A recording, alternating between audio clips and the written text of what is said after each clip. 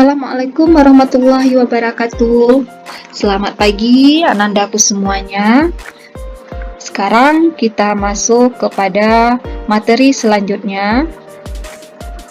Materi kelas 8 semester 1 KD 3.3. Oke. Pada KD 3.3 ini ada kemampuan yang harus Ananda kuasai, yaitu memahami tata urutan peraturan perundang-undangan dalam sistem hukum nasional. KD 3.3 ini dipelajari pada bab 3 dengan judul materinya memaknai peraturan perundang-undangan. Negara hukum ini tercantum dalam Undang-Undang Dasar 1945 pada pasal 1 ayat 3. Dinyatakan bahwa negara Indonesia adalah negara hukum. Jadi negara Indonesia adalah negara hukum. Nah, apa artinya? Artinya adalah bahwa setiap aspek kehidupan bermasyarakat, berbangsa, dan bernegara harus didasarkan pada hukum yang berlaku. Mana hukum yang berlaku? Semua peraturan perundang-undangan. Jadi hukum yang berlaku di Indonesia itu dapat terwujud dalam bentuk peraturan perundang-undangan. Ingat bahwa peraturan perundang-undangan itu berbeda dengan undang-undang, berbeda dengan undang-undang dasar. Karena undang-undang atau undang-undang dasar merupakan salah satu bagian dari peraturan perundang-undangan. Ya, salah satu dari peraturan perundang-undangan ini. Undang-undang dasar, undang-undang, ada perda, ini merupakan bagian dari peraturan perundang-undangan. Jadi bisa dikatakan bahwa peraturan perundang-undangan itu sebutan secara umum. Nah, bagian-bagiannya bisa undang-undang, bisa undang-undang dasar, tetapi antara undang-undang dan undang-undang dasar itu berbeda. Jangan sampai salah dalam menyebutkannya, karena orang biasa menyebutkan undang-undang disamakan dengan undang-undang dasar, peraturan perundang-undangan disamakan dengan undang-undang. Padahal mereka itu berbeda, tetapi memiliki kaitan, ya, sama-sama bagian dari peraturan perundang-undangan. Berkaitan dengan peraturan perundang-undangan ini, ada Undang-Undang Nomor 12 Tahun 2011 tentang pembentukan peraturan perundang-undangan. Nah, lalu apa itu peraturan perundang-undangan? Nah, menurut Undang-Undang Nomor 12 Tahun 2011 yang dikatakan sebagai peraturan perundang-undangan itu adalah peraturan tertulis yang memuat norma hukum yang mengikat secara umum dan dibentuk atau ditetapkan oleh lembaga negara atau pejabat yang berwenang melalui prosedur yang ditetapkan dalam peraturan perundang-undangan. Nah, dari pengertian itu dapat kita tarik kesimpulan bahwa yang dikatakan dengan peraturan perundang-undangan itu, yang pertama, peraturan perundang-undangan itu merupakan peraturan yang tertulis. Ya, dia merupakan peraturan yang tertulis. Yang kedua, yang dikatakan peraturan perundang-undangan adalah dia memuat norma hukum. Nah, norma hukum yang sudah kita pelajari, ya, kelas 7 dulu, bahwa norma hukum ini pasti memiliki aturan yang jelas dan memiliki sanksi. Kemudian, peraturan perundang-undangan dia mengikat secara umum. Secara umum ini artinya mengikat semuanya. Ya, dia mengikat semua warga negara, semua masyarakat. Kemudian dibentuk oleh lembaga negara yang berwenang. Dibentuk oleh lembaga negara yang berwenang. Kemudian, peraturan perundang-undangan itu dibuat melalui sebuah prosedur yang telah ditetapkan dalam peraturan perundang-undangan. Jelas ya, bahwa peraturan perundang-undangan itu merupakan peraturan yang dibuat secara tertulis. Kemudian peraturan perundang-undangan itu memuat norma hukum dan memiliki sanksi. Kemudian peraturan perundang-undangan itu mengikat seluruh masyarakat, dan peraturan perundang-undangan dibentuk oleh lembaga negara yang diberi wewenang oleh peraturan perundang-undangan juga. Kemudian peraturan perundang-undangan itu dibuat melalui sebuah prosedur yang juga telah ditetapkan dalam peraturan perundang-undangan. Oke ya, bisa dipahami sampai sini. Nah, ini dia tata urutan peraturan perundang-undangan. Di dalam pasal 7 Undang-Undang Nomor 12 Tahun 2011, ya, Undang-Undang Nomor 12 Tahun 2011, ini undang-undang tentang pembentukan peraturan perundang-undangan. Pada pasal 7 diatur bahwa tata urutan peraturan perundang-undangan Indonesia itu yang pertama adalah Undang-Undang Dasar. Yang pertama berada di posisi atau tingkat pertama adalah Undang-Undang Dasar. Yang kedua adalah ketetapan Majelis Permusyawaratan Rakyat yang disingkat dengan TAP MPR. Pada urutan ketiga adalah undang-undang atau garis miring peraturan pemerintah pengganti undang-undang yang disingkat dengan Perpu. Pada urutan keempat adalah peraturan pemerintah yang disingkat dengan PP. Urutan kelima adalah peraturan presiden yang disingkat dengan Perpres. Urutan yang keenam adalah peraturan daerah provinsi yang disingkat dengan Perda Provinsi. Yang ketujuh adalah peraturan daerah kabupaten garis miring kota yang disingkat dengan Perda Kabupaten atau Perda Kota. Nah, inilah tingkatan atau urutan peraturan perundang-undangan yang berlaku saat ini, ya, yang keluarnya pada tahun 2011.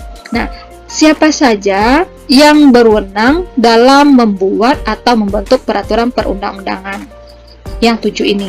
Tadi dikatakan bahwa peraturan perundang-undangan itu dibentuk oleh lembaga negara yang berwenang. Ya, dibentuk oleh lembaga negara yang berwenang. Sekarang kita lihat siapakah lembaga negara yang berwenang dalam membentuk peraturan perundang-undangan yang berlaku di Indonesia ini. Yang pertama adalah Undang-Undang Dasar. Undang-Undang Dasar ini awalnya dirumuskan oleh Badan BPUPKI. Ya, undang-undang ini awalnya dirumuskan oleh BPUPKI. Kemudian disahkan oleh PPKI pada tanggal 18 Agustus 1945. Di mana isi dari hasil sidang PPKI yang pertama yaitu mengesahkan dan menetapkan Undang-Undang Dasar. Nah, sekarang lembaga yang berwenang untuk mengubah dan menetapkan Undang-Undang Dasar adalah MPR. Kenapa? Karena BPUPKI dan PPKI adalah badan yang dibentuk pada awal mempersiapkan kemerdekaan Indonesia yang sekarang sudah dibubarkan. Nah, yang memiliki wewenang saat ini adalah MPR untuk mengubah dan menetapkan Undang-Undang Dasar. Nah, kita sudah juga belajar bahwa Undang-Undang Dasar itu terdiri atas beberapa bagian. Ada pembukaan, ada pasal-pasal. Nah, yang diberikan wewenang kepada MPR untuk mengubah dan menetapkan Undang-Undang Dasar itu adalah bagian pasal-pasal. Karena bagian pembukaan itu tidak boleh dirubah. Pembukaan hanya boleh dirubah oleh badan yang membentuknya. Badan yang membentuknya adalah BPUPKI. Sementara BPUPKI sekarang sudah dibubarkan dan tidak ada lagi. Jadi Undang-Undang Dasar yang terdiri dari dua bagian itu pembukaan dan pasal-pasal yang boleh dirubah oleh MPR hanya bagian pasal-pasal. Nah, perubahan ini sudah dilakukan oleh MPR sebanyak 4 kali. Perubahan dalam Undang-Undang Dasar ini dikenal dengan amandemen. Nah, itu sebagai tambahan pengetahuan saja atau mengingat materi-materi sebelumnya. Yang kedua, urutan dalam peraturan perundang-undangan yang kedua adalah ketetapan MPR atau disingkat dengan TAP MPR. Nah, siapa lembaga yang berwenang dalam membentuk TAP MPR ini? Yaitu MPR itu sendiri. Pada urutan ketiga adalah undang-undang, disingkat dengan UU, garis miring peraturan pemerintah pengganti undang-undang yang disingkat dengan Perpu. Yang perlu Ananda pahami bahwa undang-undang dengan Perpu ini berbeda. Ya, undang-undang dengan Perpu ini berbeda. Kenapa dia diberikan garis miring? Itu artinya bahwa undang-undang dan Perpu memiliki tingkatan yang sejajar. Ya, undang-undang dan Perpu memiliki tingkatan yang sejajar, tetapi dia berbeda. Undang-undang dan Perpu ini berbeda, namun memiliki tingkatan yang sejajar, yang sederajat, yang sama. Nah, sekarang kita lihat siapa lembaga yang diberikan wewenang dalam membuat atau membentuk undang-undang. Nah, undang-undang dibentuk atau dibuat oleh DPR bersama Presiden. Jadi, lembaga yang diberikan wewenang dalam membuat atau membentuk undang-undang adalah DPR bersama Presiden. Lalu Perpu, peraturan pemerintah pengganti undang-undang, Ini lembaga yang diberikan wewenang untuk membentuknya adalah Presiden. Jadi DPR tidak bisa membentuk Perpu. Perpu hanya bisa dibentuk oleh Presiden. Dan Perpu ini dibuat dalam keadaan hal genting yang memaksa. Oke. Yang berada pada urutan keempat adalah Peraturan Pemerintah atau PP. Peraturan Pemerintah atau PP ini dibuat atau dibentuk oleh Presiden. Ya. Kemudian yang kelima adalah Perpres. Peraturan Presiden. Perpres ini juga dibentuk oleh Presiden. Yang keenam adalah Peraturan Daerah Provinsi. Perda Provinsi dibuat oleh DPRD Provinsi bersama Gubernur. Ya, Perda Provinsi dibuat oleh DPRD Provinsi bersama Gubernur. Kenapa Gubernur? Karena Gubernur merupakan pimpinan atau kepala daerah di tingkat provinsi.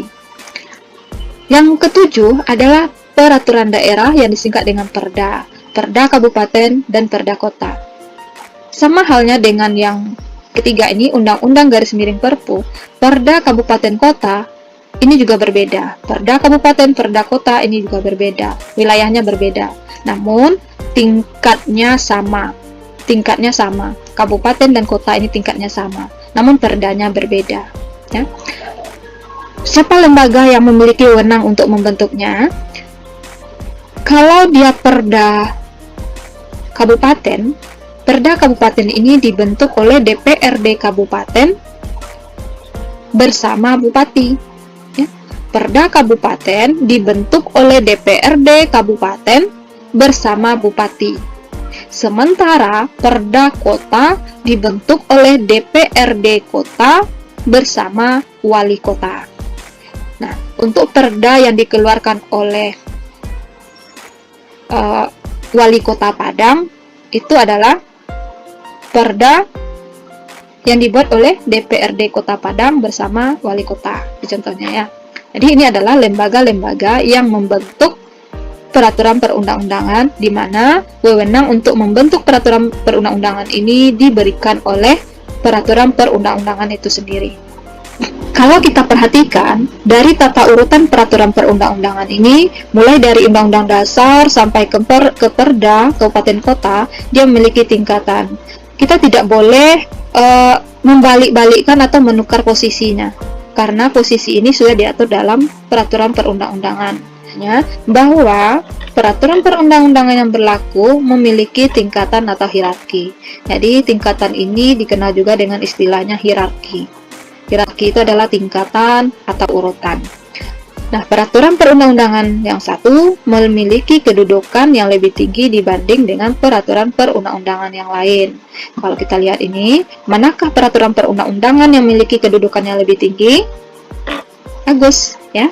Jawabannya benar, yaitu Undang-Undang Dasar 1945 memiliki kedudukan yang lebih tinggi dibanding dengan peraturan perundang-undangan yang berada di bawahnya. Nah, manakah yang lebih tinggi kedudukan antara undang-undang dengan Perpu? Antara undang-undang dan Perpu memiliki kedudukan yang sederajat. Oke, antara undang-undang dan Perpu memiliki kedudukan yang sederajat. Di dalam membentuk atau membuat peraturan perundang-undangan, ada prinsip umum yang harus dijadikan pedoman, yang harus diperhatikan. Dalam membentuk undang-undang, membentuk Perpu, membentuk Perda, ada prinsip umum yang harus diperhatikan.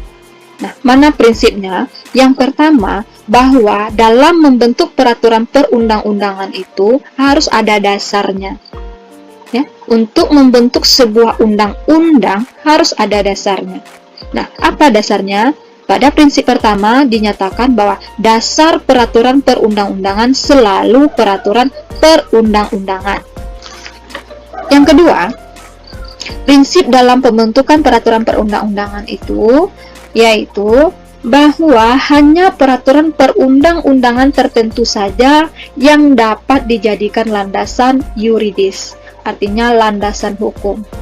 Prinsip yang ketiga yang harus dipahami dalam membentuk peraturan perundang-undangan itu yaitu peraturan perundang-undangan yang masih berlaku, ingat ya, peraturan perundang-undangan yang masih berlaku hanya dapat dihapus, dicabut, atau diubah oleh peraturan perundang-undangan yang sederajat atau lebih tinggi. Yang keempat, dalam membentuk peraturan perundang-undangan itu, prinsip yang harus diperhatikan adalah peraturan perundang-undangan yang baru mengesampingkan peraturan perundang-undangan yang lama.